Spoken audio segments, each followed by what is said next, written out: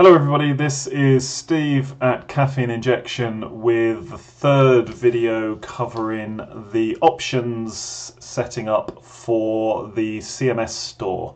And as usual, we're going to use the simple store demo website, which contains one of our CMS store modules. So as always, the first thing you need to do is log in. So scroll to the bottom of your store section, look for your little padlock, click that, and that will take you to here, your dashboard. This tells you all about your orders, latest orders, your products, and so on and so on. The area that we're going to be looking at in this third and final video is the options. And this is the area you're going to need to come to when you first get your store to get it all configured and set up how you want. In the first video we covered the general and the payments section. Second video we covered the checkout and the shipping and tax section, and in this video we're going to cover the notifications and the terms. The terms are dead simple, but the notifications can be a bit of a head melt for some, but this is where you set up and pre-configure all the emails that get sent out to the various people involved in the ordering process, so to you, to the client, to the customer. There's a lot of options in here, so you need to take your time and you need to work your way through each one of these email confirmations slowly and carefully. The very first thing that you do, well actually no, that's not let's really start at the first thing. So you've logged in, you've clicked on your options tab, and you've come to your notifications section. And as you scroll down, ignore all of this section here for a moment, we'll come back to that. As you scroll down, this is where you set up your emails. Now, if you have opted to have text messages sent out to your customers when they place orders, and text messages to yourself, you can do this. You have to send it through our system. There is a charge, it's not free, but you click the SMS box, and this is where these orders are configured. Very few people bother with these. Everybody uses email nowadays because it's free and it's super simple. So these are your options. These are the emails that will be sent out as orders are placed. There's a lot, but you've got to get them right. So this section here, this is the drop down where you decide on what email you're going to edit. So you can see, edit. So you can see that our options. This is the options to the client, or if you're running a shop, you'd call them probably the customer. So this is the email they get, the order confirmation. This is when they've actually placed an order and confirmed they've placed an order. This is the email that they will receive after they've confirmed the order and once they have completed checkout and made the payment, if you are opting to take payments. This is the same that comes to you. You're the admin. This is the order that comes to you when an order has been confirmed and when an order has been paid for. This is for people that are signing up to the members section of your store, which enables them to check back on orders, to create a favorites list of the products that you sell, and also to send links to their friends. So this is if somebody has signed up to an account with your store. This is where you get told about the new registration. This is where you adjust the password reminder that goes out, and this is where you can decide what goes into the sent to friends email. So we're not going to really look at these last three. They're pretty standard. They come to you. They can be the ones that we preset are fine. Once we've gone through the first four, if you do want to make changes to those, it'll be pretty obvious how to do it. So the first one is the email that goes to the client when they have confirmed their order. This is when they've confirmed the order, but they haven't completed the payment. So, as you can see, we are using really... These are your predefined emails that you will need to edit, but you don't have to change much if you don't want to. Your options of what you can add are all of these. These are what we call tokens. So the way this works is if you want to include the customer's name, you add this bit of text, and that will include the customer's name as they've typed it in to the order. So what you can see down here is we are saying in the first order, we're going to say, dear customer name. Then we're saying, thank you for your order. Your order number is, and we put the order number in by using the order UUID, which is the unique unit identifier or something. I can never remember what UUID stands for, but basically it's their order number, and it will be unique to them, or at least almost exclusively unique to them. And again, this is put in by a little bit of text which you gather from up here. So thank you for dear customer name, thank you for your order. Your order number is this. You have purchased this, and again, it's another one of these codes up here. There it is there. It is a list with the purchased products. So if you want to include what they've ordered, you add that little token there, the little squiggly lines around the word products with a capital P. If you wanted to, that's all we've done. That's everything that's in. Please complete your payment and another confirmation order will be sent. Now, if you wanted to, you could say, please complete your payment of, and you go up here and you look for the price, and it's that one there. So you take that, copy, please complete your payment of,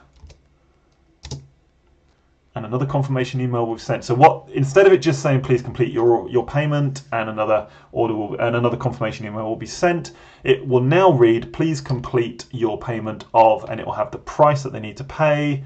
We need to put a space in there. And another confirmation order will be sent. You have an awful lot of options of a lot of information. Some of it you can't. Some of it you mustn't put in the UK and in Europe because of GDPR. In some countries, it's okay to put some of this information. The obvious stuff is, you're not, unless there's some unusual reason why you need to do this, we don't recommend you put in any credit card information in any of their emails. It could potentially break some of the GDPR rules, but it's certainly not a great idea. But you've got other things. If you want to put in this email the option that they've selected for payment, you can put payment method. You select the payment method, you just put in that string there. The shipping method, actually in there we would have put total, actually not price, because price just gives them the unit price. The total is the total price including shipping. If they'd used a voucher, you could say in here, we are pleased to tell you that you have saved, and then you would go voucher.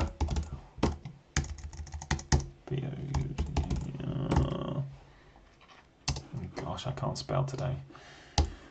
So this we've got here, which is the promo code. We're pleased to tell you that you have saved. Actually, no, you can't say saved. We are pleased to say that you have used the code and saved money. Let's see, what else could we put in here? We could put in thank you for your order. Your order number is your email address used in the order is, and then you'd put in email. So you can build, oh my spelling is really poor today. So you can build these emails up to be as elaborate or as basic as you want using any of this information. Now be careful of what you include. Don't really include credit card information, it's not wise. If you're in a country that allows it, you can do it, but it wouldn't be a good idea. You can add a link to the product. If you want to say this is what you've ordered, you could put in URL in the brackets, and that will automatically add a link to the item that they have purchased into the order. So, there are an awful lot of options. So this is where you control the information that you send out to people during the order process. So that's the first one. That is our client order and confirmation email. Once you have finished you click save. I'm not going to click save because I don't want to change the information that's in the pre-field. But once you've finished adding it all in there, you click save. You then move on to the next one. And this is when they've made their payment. So it is, dear client name, thank you for your payment for this amount. We will ship the product to you in the next 24, 48 hours. You put whatever you need, whatever is relevant to your business, that's what you put in there. You can put, again, as much information using any of these bits of code or tokens up here as you so wish. That's the email that gets sent to them once they have placed the order. Once they have paid for the order. These are the emails that go to you. So this is an email that is sent to you when an order is confirmed before it's paid for. And bear in mind, if you're doing click and collect, there will be no payment. This will be the only email that you get.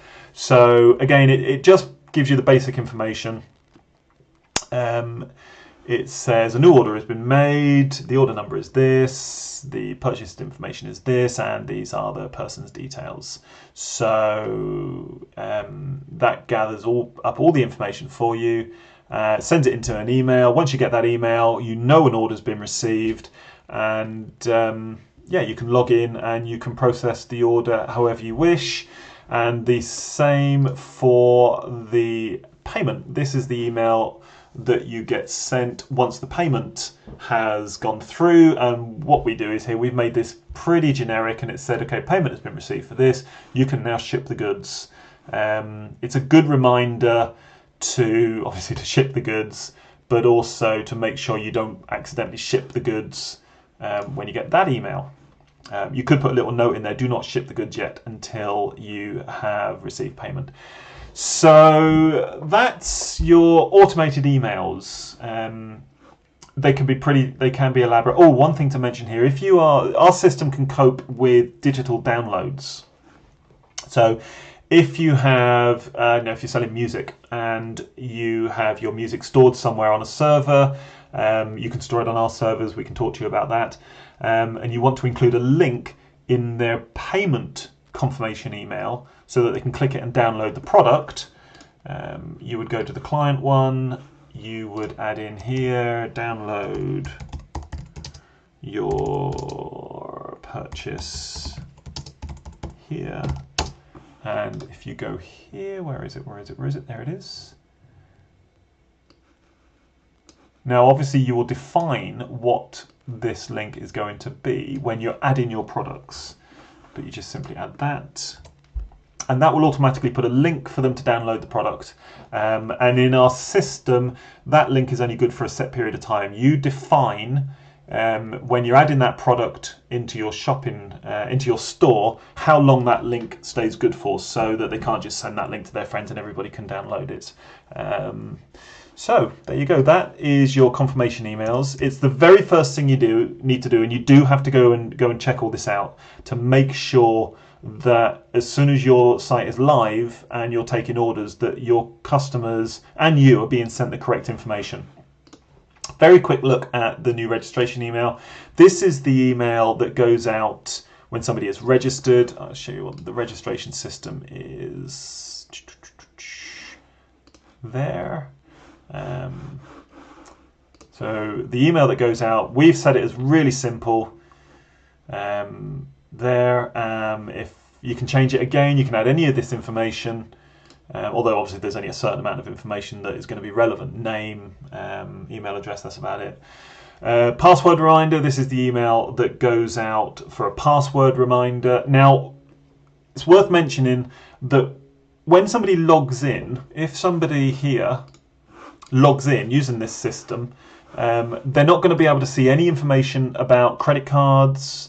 They're going to get very little information, so there's no need to make the password recovery system super technical.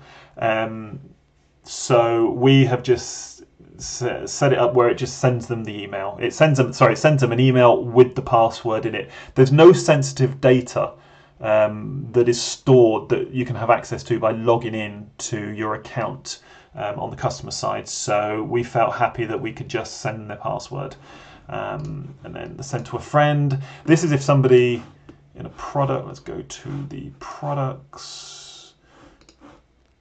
send to a friend.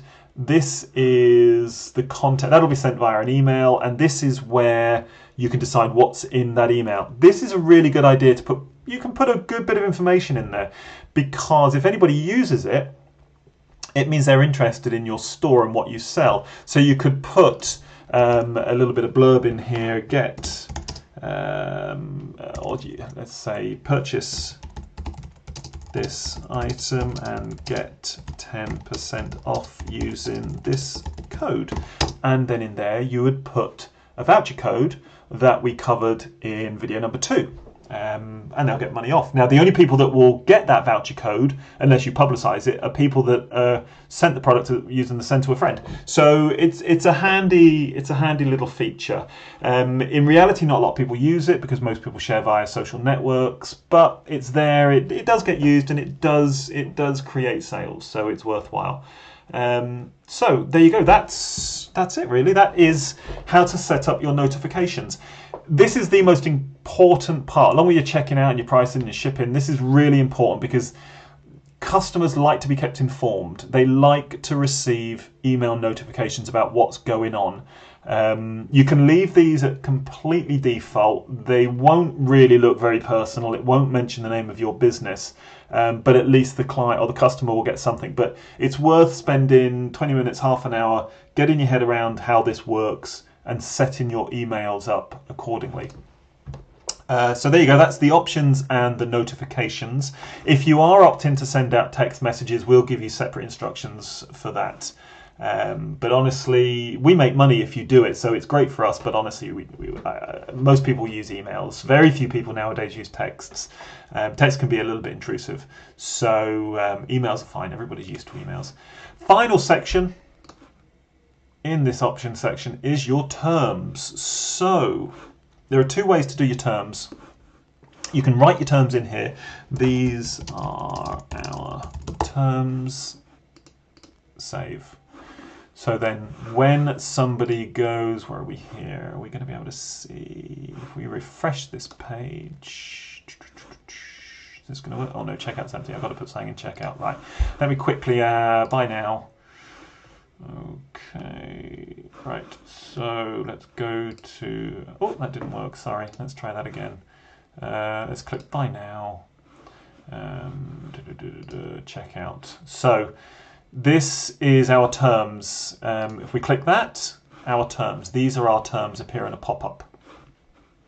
And then obviously they have to agree to them. So that's one way of adding your terms. You can just drop your terms and conditions straight in there, or if you have a dedicated terms page, as most of our sites do, if we scroll down, the dedicated page is there. So we're going to, what do we do? We're going to copy link. Well, it's actually that's our privacy policy. The terms can appear on the same thing. So you can type that in there, click save, refresh, scroll down, scroll down, scroll down, and it will take them to that page. I've actually linked to the wrong page. I should have linked to the terms. I didn't. I linked to the privacy policy by mistake. But you get the idea. You just do exactly the same process, but you link instead to your terms page. Now, some people prefer the pop-up. Some people prefer a unique page. I prefer the pop-up. Personally, I would prefer to just cut and paste my terms into here. And save, so that when they click the terms link, the terms pop up like that, and then you just click OK. That's my preferred way of doing it, but you have the option if you want to send them to a dedicated page. That's it. That really finishes. That's the final of the 3 videos covering the basic setups that you need to cover in your store to get up and going. Hopefully everything is in those 3 videos that you need to know. Obviously, if you're not sure about anything, or you couldn't follow the videos, or you've just got any questions, obviously get in touch and we will be more than happy to walk you through it one-on-one. Okay, thanks a lot. Cheers.